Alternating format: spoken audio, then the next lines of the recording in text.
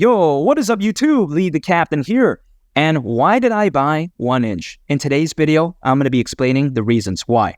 And a major reason why I even decided to buy 1inch in the first place is due to the rock solid, that's what she said, fundamentals of 1inch. Because in real life, 1inch, no one ever really says, hey, 1inch has rock solid fundamentals. That's what she said. But in the world of cryptos, that's a different case because 1inch is very special in my opinion. 1inch is a decentralized exchange aggregator, and it helps users find the optimal price and lowest fees for their transaction. And what do I mean by this? As of right now, there's a lot of decentralized exchanges out there. And let's say as a user, let's say I want to acquire a cryptocurrency. If let's say I want to find the lowest possible price, I have to go through a bunch of decentralized exchanges, and this can be very time consuming. It's going to be a massive hassle. It's like having a side piece.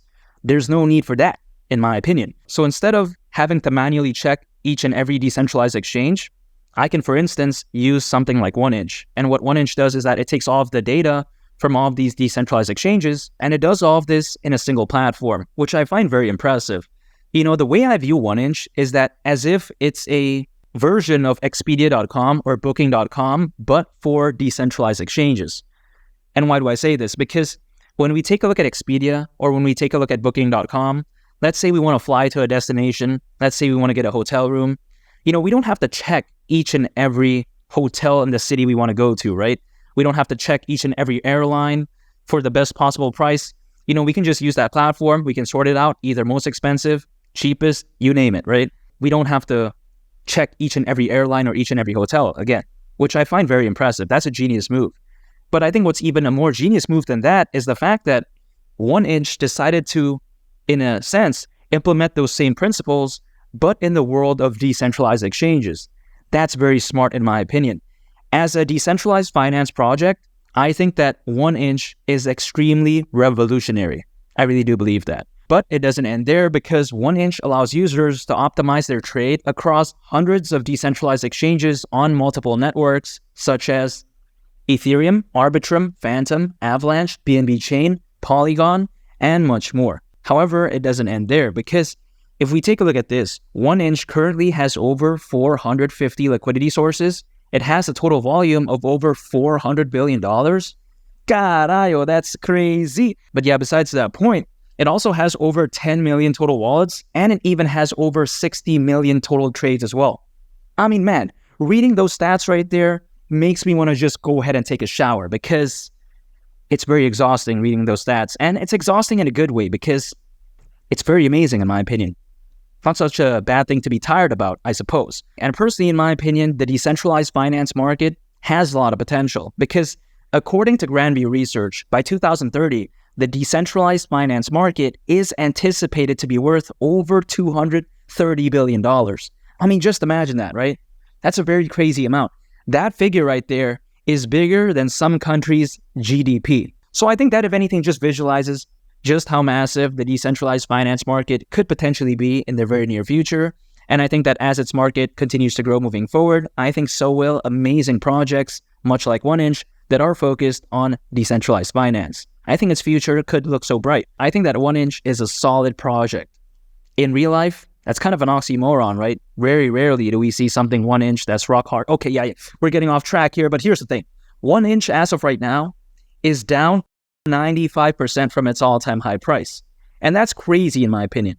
When I take a look at something like this, the way I view it is that it is providing me with such a fantastic risk to reward ratio. And now, of course, this is not financial advice, but the way I view it is that I am not risking to lose that much in order to potentially gain a lot in the future.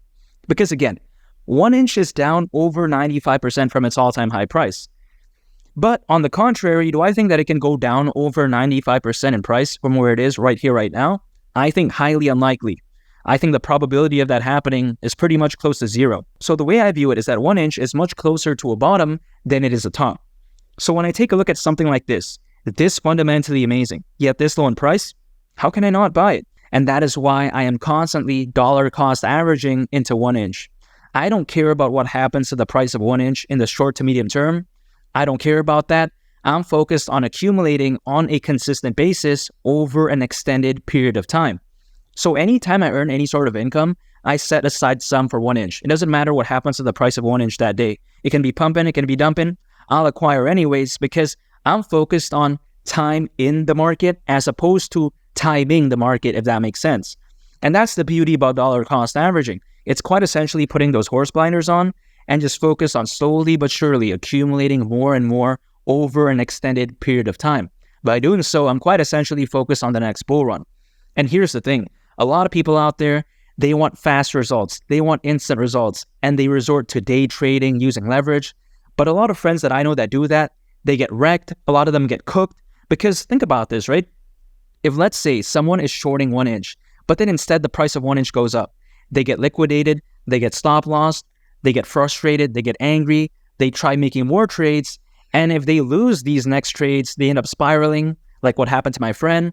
He ended up going on a losing streak, and he ended up thinking that cryptos were a massive joke. But it doesn't have to be that way, in my opinion, because I think there's a much simpler method, for me at least, which is dollar cost averaging. Because let's say I'm accumulating 1inch, and let's say my holdings go down 10%. Okay, that may not be good for some people's ego, but if 1inch goes back, let's say 20% in price, then I've recouped my loss, right? But again, through day trading, once you get liquidated, once you get stop loss, that's quite essentially a you're done now situation, as they say in the United Kingdom, mate. So again, that's why I love dollar cost averaging. I think it protects me from a lot of risk, and I think it's the way to go for me. However, that's not financial advice, but I'm extremely bullish on 1inch.